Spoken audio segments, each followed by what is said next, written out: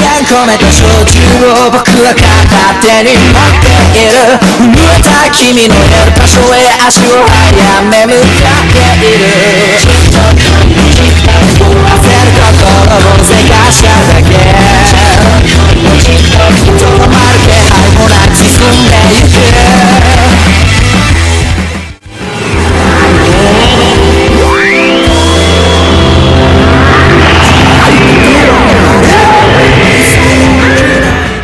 Salut à tous, c'est Stéphane de la Passion Otaku. Je vais vous présenter mon nouveau projet qui s'appelle le journal Geek et Otaku. Dedans, je vais vous parler des mangas, autant qu'ils soient anciens que nouveaux. Nous allons donc commencer par un ancien manga qui s'appelle Yu Yu Hakusho, qui est un shonen de l'âge d'or du manga, paru dans les Wiki Shonen Jump, où on pouvait découvrir dedans Senseiya, Dragon Ball, Ken le Survivant et bien d'autres mangas. Son rédacteur en chef s'appelle Hiroki Goto. D'ailleurs, je vous conseille de procurer son livre qui est pour moi la Bible du manga, qui est une perle à lire. D'ailleurs, je vous mets le lien du livre dans la description, bien entendu. En tant que rédacteur en chef, il explique le fonctionnement de ce célèbre journal, comment un manga meurt ou devient une légende, comment, tout simplement, comment ça peut mourir un manga, comment, par rapport au système de vote, par rapport à la base, choses de ce genre-là. Donc on apprend quand même énormément de choses.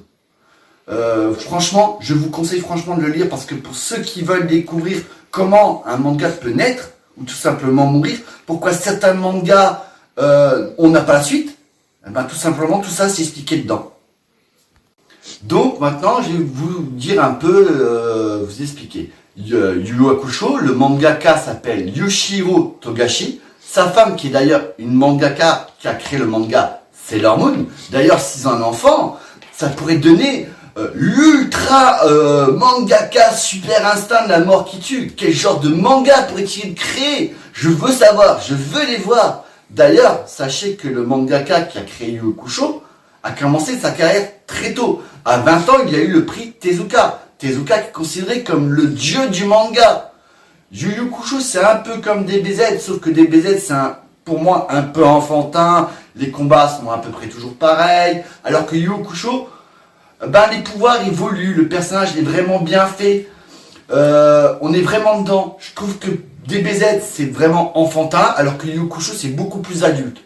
Le personnage va, au fur et à mesure, avoir des amis, et ses pouvoirs vont évoluer, sauf que les combats sont pas comme DBZ, par exemple dans Dragon Ball GT, Kamehameha, hop, c'est fini, au revoir l'ennemi. Alors que dans Yu Yu Hakusho, on voit qu'il n'est pas vraiment le personnage principal, on voit qu'il galère contre les ennemis, on voit qu'il y a une corrélation entre les pouvoirs et les pouvoirs des ennemis. Alors que Dragon Ball, des fois c'est pas toujours cohérent, des fois les puissances sont pas vraiment aux normes, quoi. On a l'impression que un ennemi super balèze et que Krillin peut le battre. Alors que dans Yu Yu Hakusho, c'est beaucoup plus normal. C'est beaucoup plus logique. Alors, d'ailleurs, à savoir que un de ses assistants a écrit un livre parlant de son mangaka comme quoi que c'est quelqu'un de simple et gentil. D'ailleurs, il y a quelques genres de choses où, par exemple, quand ses assistants doivent acheter à manger lorsqu'ils sont en train de travailler, ce mangaka n'hésiterait pas à passer sa carte bancaire pour acheter à manger. À savoir que d'ailleurs ce mangaka a aussi créé le manga Hunter x Hunter. Et comme il aurait des problèmes au niveau du dos et choses de genre là, c'est pour ça que des fois les sorties de manga, on doit attendre tellement longtemps que ça c'est vraiment trop longue absence, qui est une absence d'ailleurs logique.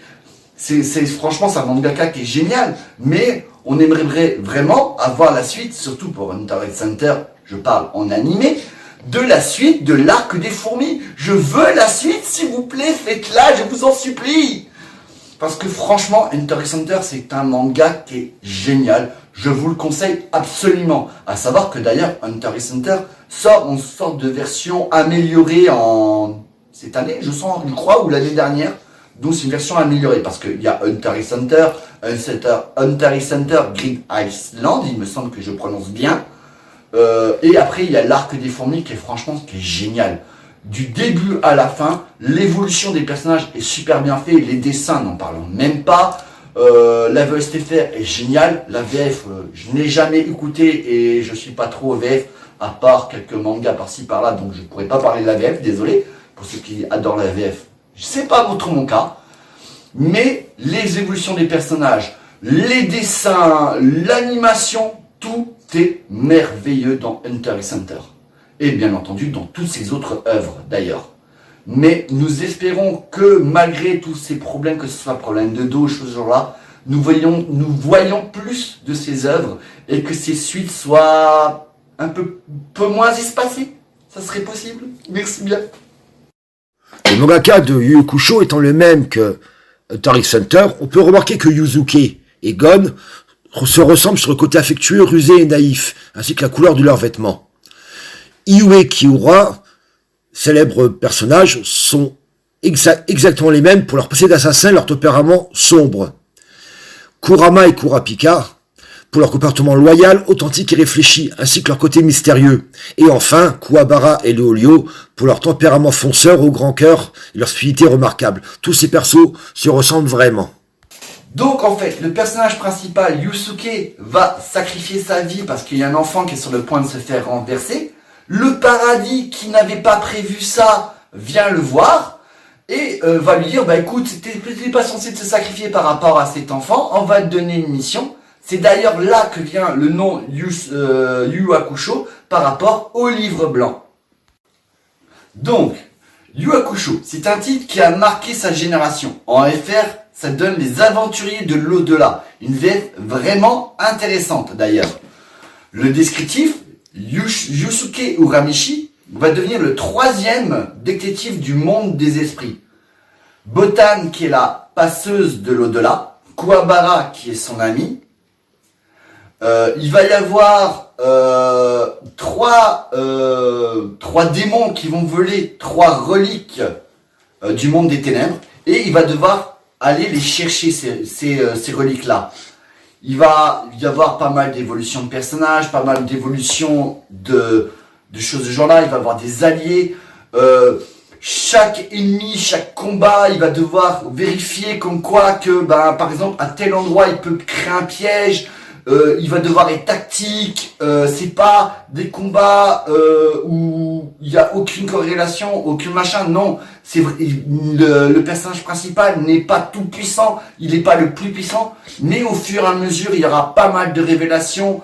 D'ailleurs, il va apprendre l'onde astrale appris par Maître Genkai. Il va avoir des missions, des tournois avec pas mal de révélations dedans, des alliés, des ennemis.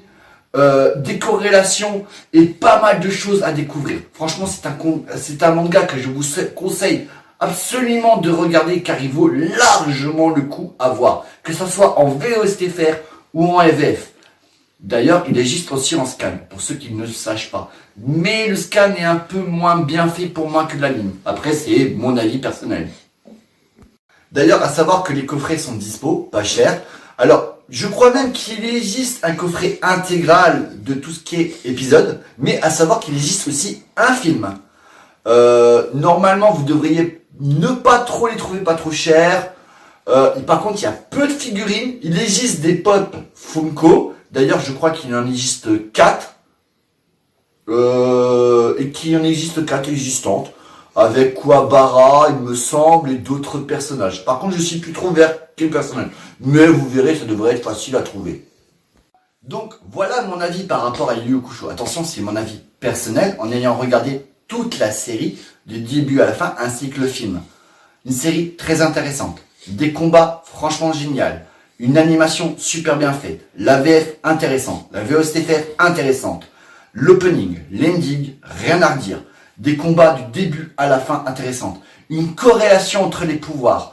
Pas de ouais, je combats l'ennemi, Kamehameha, c'est fini. Non, l'ennemi, même le héros principal peut se faire battre si jamais il ne réfléchit pas, si jamais il n'y a pas telle chose, si jamais il va pas, ouais tiens, avec tel arbre, si jamais je lui fais tomber dans l'arbre, que l'arbre lui tombe sur la gueule, ça peut m'aider. Voilà, il y a vraiment une corrélation dans l'histoire. C'est pas comme tous les autres mangas où je trouve que c'est trop facile de battre un manga, que comme par hasard, à tel moment, un tel allié arrive. Non.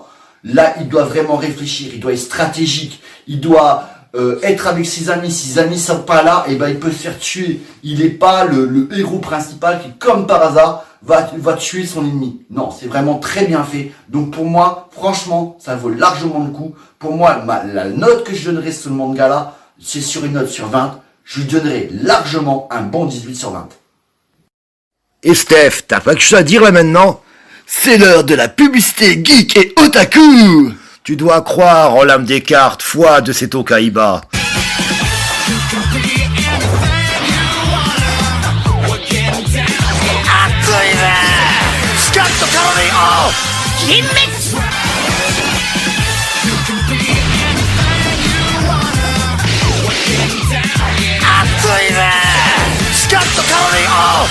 Salut à tous, et maintenant voici l'heure des news.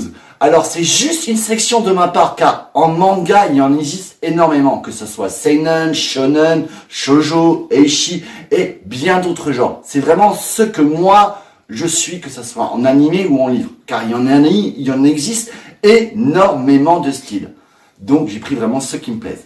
Nous allons commencer par le tome 93 de One Piece, où on va pouvoir savoir un peu des révélations, en espérant que ça tourne pas autant en rond que dans l'animé. C'est une des grosses erreurs que je trouve dans One Piece. Ensuite, nous avons le tome 22 de My Hero Academia, une série où le héros a des pouvoirs et va devenir le super héros que tout le monde attend, celui qui combat le mal et choses de ce genre-là. Franchement, un manga que je vous conseille absolument à regarder, que ce soit en livre ou en animé. Ensuite, nous avons le tome 4 de Fairy Tail, qui est la quête de 100 ans après, donc, je pense, la fin de Fairy Tail. Je sais pas vraiment, j'ai pas eu le temps de suivre, donc je sais pas exactement ce qu'il en est. Mais ça peut être intéressant s'il y a des révélations par rapport à certains personnages, par rapport à certaines choses. J'espère juste que ça va pas faire comme dans l'anime, où il y a trop de... sans trop spoiler, trop de choses bizarres qui arrivent, du style, comme par hasard, tel personnage arrive et va aider tel personnage. J'espère juste que ça va arrêter ce style de genre-là, ça m'embête un peu. Ensuite, nous avons le tome 6 de Demon Slayer, un manga qui est franchement, que je viens de découvrir, qui est totalement génial. C'est un jeune garçon qui va tout simplement chercher quelques ressources dans la forêt. Pendant ce temps-là, sa famille est attaquée par des démons, et un de ses membres de sa famille va devenir entre humain et démon. Ça veut dire qu'elle aura les pouvoirs d'un démon, mais va rester quand même un tant soit peu humaine. Et lui, il va essayer de trouver un moyen de la soigner. Et au fur et à mesure, ses pouvoirs vont augmenter, il va trouver de nouveaux alliés, choses de ce genre-là. C'est un manga aussi que je vous conseille. Et maintenant, voici ma sélection DVD. Car oui, il y a certaines mangas qui sont sortis en coffret DVD. Attention, c'est coffret DVD Blu-ray. Alors, bien entendu, il doit y en exister beaucoup d'autres. Mais j'ai pris que ceux que moi, je voudrais bien m'acheter. Car dans les Blu-ray, non seulement... vous avez l'anime qui est un peu mieux fait niveau graphisme, niveau son, choses de genre, mais vous avez aussi certains bonus que vous n'avez pas nécessairement dans la version DVD, style des interactions, les interviews de celui qui ont fait les mangas, des choses de genre là, donc ça peut être pas mal intéressant. Donc nous allons commencer avec le coffret DVD intégral de Dragon Ball Super. Ensuite, donc Dragon Ball Super, vous savez, hein, c'est un peu la suite juste après Dragon Ball Z, donc à la fin debout, et sans compter Dragon Ball GT, parce que c'est pas vraiment la suite de Dragon Ball GT, même s'il y a certains pouvoirs qui pour moi auraient dû être la suite par rapport à Dragon Ball GT. On a un peu du mal à savoir vraiment où se situe Dragon Ball Super, mais bon, si vous voulez que j'en parle plus tard dans une autre vidéo, n'hésitez pas une seconde à me le dire. Ensuite, nous avons le coffret intégral saison 1 et saison 2, toujours en Blu-ray, de Black Clover. Black Clover, comment l'expliquer? Ce sont deux jeunes hommes qui doivent passer une sorte de sélection à un certain âge pour découvrir s'ils peuvent avoir un livre qui contient certains pouvoirs magiques. Et en fait, vous avez le héros qui va être le personnage principal, qui aura le livre suprême, on va dire du style du côté lumière, et l'autre plus du côté sombre, vu qu'en fait normalement il n'a pas de magie, mais il aura un livre qui va obtenir une épée. Ensuite il va intégrer une guilde, chose de genre là, les pouvoirs s'améliorer. Franchement c'est un très très très bon manga. Je vous le conseille fortement. Et voici maintenant ma sélection jeux vidéo qui va sortir en janvier. Nous allons commencer par un coffret collector jeux vidéo où il y aura dedans 5 jeux vidéo de RPG inspirés par Donjons et Dragons qui va sortir sur PlayStation 4, Xbox One, Switch. Dedans il y aura Baldur's Gate, Neverwinter, etc. Il y aura une tonne d'objets collector dedans. Par exemple, une sorte de balle en forme de tête de mort, de relaxation, une chose du genre là. Des affiches, des posters, des pins, etc., etc. Franchement, ça vaut largement le coup. Ensuite, il y aura divers goodies, objets, une collection de fous, des pièces de collection. Mais attention, le prix, ça vaut quand même le coup, malgré ça coûte plus de 200 €, ça vaut quand même largement le coup.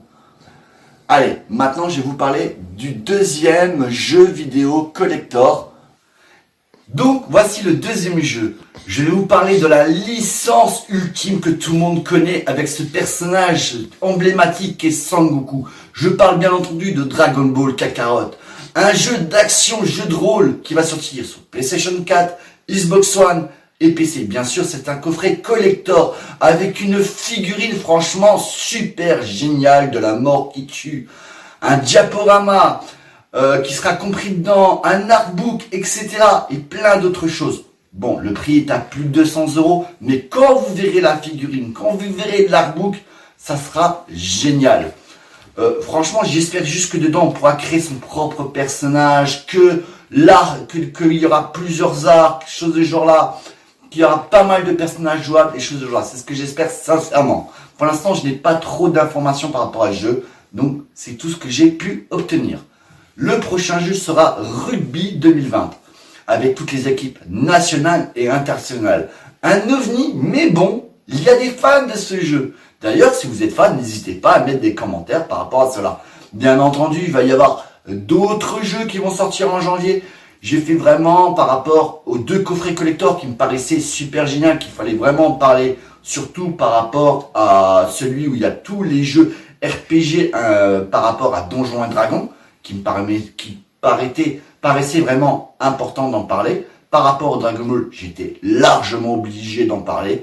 Et le jeu de rugby, c'était pour descendre un peu. Bien entendu, au fur et à mesure de cette nouvelle vidéo de chaîne YouTube, je vous révélerai au fur et à mesure des épisodes tout ce qui est en nouvelle sortie, manga, livre manga, coffret DVD et jeux vidéo.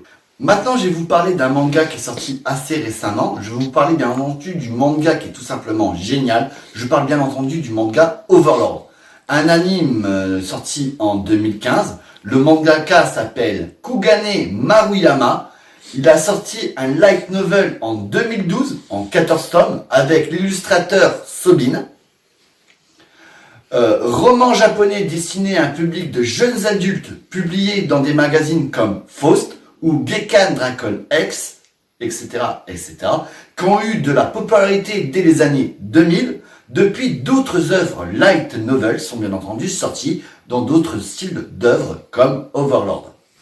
Et maintenant, grâce à l'aide de mon assistant Totoro, je vais vous parler du contexte par rapport aux différences qu'il y a entre Overlord et tout ce qui est SAO, Logorizon. Alors, SAO, pour situer SAO, saison 1, beaucoup de combats assez intéressants. Sauf que malheureusement, ils ont mis des contextes amour, gloire et sentiment. Vous voyez, amour, gloire et beauté, eh ben, on en est vraiment pas loin dans SAO. Parce que franchement, ça commence à saouler le coup. Oh, je suis amoureux de toi. Ah, moi aussi. Oh, je te tiens la main. Oh, je rougis. Oh là là. C'est bon, on en a marre. Logorizon, pareil. Début de saison 1, intéressant. On arrive milieu de saison 1, c'est reparti pour amour, gloire et beauté, mais un peu moins qu'SAO. Alors que dans Overlord, il y a de temps en temps quelques moments comme ça, mais ça dure quoi? 2 putains de minutes? Voilà, le manga est vraiment bien fait. Il y a 3 saisons, il y a 2 films, une saison 4 qui va bientôt arriver, que j'attends avec impatience, et que d'ailleurs, franchement, je crois que dès qu'elle sort, je vais l'acheter. L'opening de la saison 1 est tout simplement fabuleux. J'adorerais pouvoir avoir une dédicace de son mangaka, franchement, je crois que si je le vois, je vais en demander une. Malheureusement, il existe peu de figurines. Il y a quelques sortes de pop qui existent, mais franchement, pour les trouver, bonne merde. Les figurines, c'est plus vers les personnages féminins, mais en mode un peu hentai, on va dire ça comme ça. Hein, pour ceux qui feront des recherches, je vous mettrai peut-être quelques liens en description pour ceux qui veulent. J'ai trouvé quelques sortes de pop aussi, mais qui sont assez moches.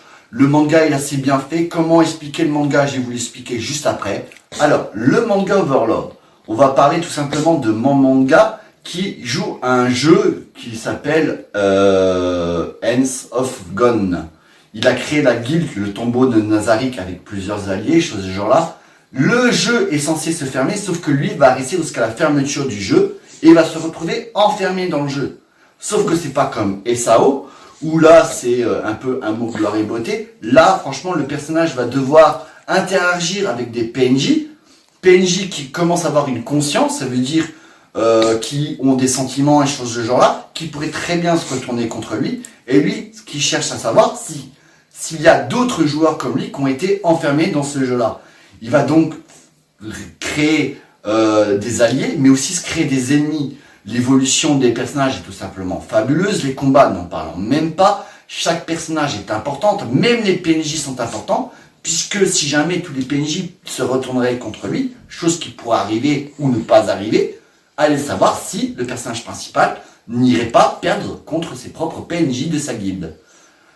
Franchement, saison 1, saison 2, saison 3, sans vous spoiler, que du bon, que de la bonne évolution, que des bons combats. Il y a de la diplomatie, il y a de la stratégie, il y a l'évolution des personnages, il y a une histoire, il y a un scénario, il y a rien de mauvais dedans en fait. Du début à la fin, on est dedans. Le seul bémol que je pourrais donner, c'est que autant l'opening de la saison 1, je l'ai adoré, je le kiffe à mort, autant ceux des autres saisons, bof bof. Je trouve qu'il n'est pas assez génial. Après, comment je pourrais vous dire sans trop vous spoiler, c'est que c'est pas du style SAO où voilà, où le personnage principal, on sait que c'est lui. Là, on se dit autant ça peut être mon manga, autant ça peut être quelqu'un d'autre parce que en fait, il va devoir faire de la stratégie, il va essayer de chercher si d'autres joueurs sont enfermés dans ce monde-là comme lui. Et puis voilà, donc franchement, c'est vraiment intéressant et je vous le conseille à regarder absolument. Voilà, c'est fini pour la première édition. N'hésitez pas, si vous avez aimé, n'hésitez pas à lâcher le petit pouce bleu, à liker, partager, commenter nos vidéos, et à bientôt pour une prochaine vidéo.